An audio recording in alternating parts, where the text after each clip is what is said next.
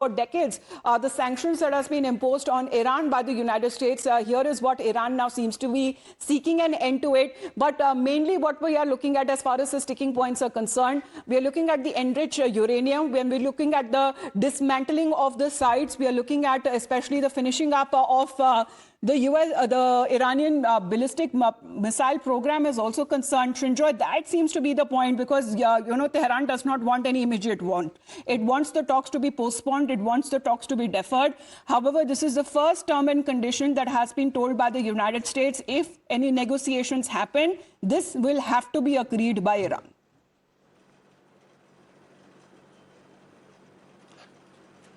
There is no agreement between the two sides, whether it's on nuclear weapons, whether it's on Hormuz, whether it's on sanctions, whether it's on the blockade. So that's an impasse. There is a logjam here. And unless this is broken, we don't know what the next steps will be. Because the President of the United States has been threatening Iran again and again, saying, very well, if you don't do what we are saying, we are going to bomb you into the Stone Age. Those words have been used and very reminiscent of Vietnam, when Lyndon Johnson's people often use that phrase, bomb Vietnam into the Stone Age.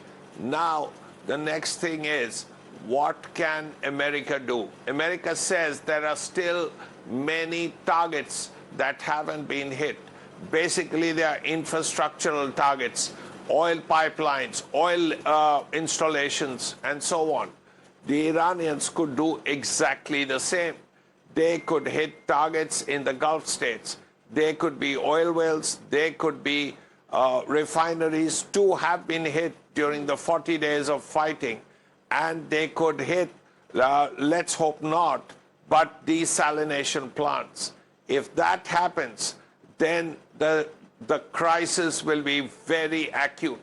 And how this is going to be avoided remains to be seen. Because, as I said, no one seems to agree with each other. Now, that is a serious problem, and that is recipe, at least potentially, for disaster. Well, that seems to be that because the global consequences is something what we are now looking at, and the market seems to have opened. Let's in the meantime get a live reaction from Ashesha as well.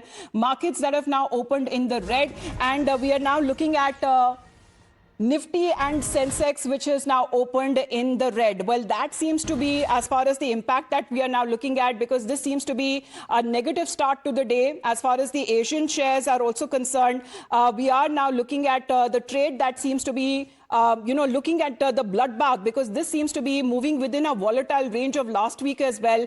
Nifty had seen that kind of a reflection. We're also looking at the marking of the second straight week of what the analysis have been believing, that in the coming sessions it will largely hinge on global developments, particularly the direction of the US-Iran negotiations. So that seems to be the very work as far as when it comes to the negotiations that are being watched very, very closely, and any improvement or deterioration in talks that could actually significantly influence when it comes to geopolitical sentiment and crude oil price volatility. So this has now been looked upon as the markets open up this Monday morning. We are now looking at the stock markets also of the world's fastest growing major economies that seems to be delivering losses to the investors, while markets are growing nearly half the pace, which has generated returns of over 50% in less than 6 months. However, we are looking at underlying reasons as well that appear to be divergent, but there are far-fetched as they appear. So as far as the markets are now looking,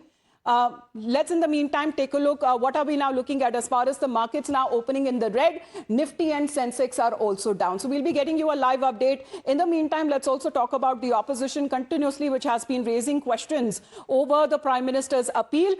This is a post that is now coming from the leader of opposition in the Lok Sabha, and this is what Rahul Gandhi has to say. So this is just a post which he had put out right now, saying that Modi ji demanded sacrifices from the public yesterday.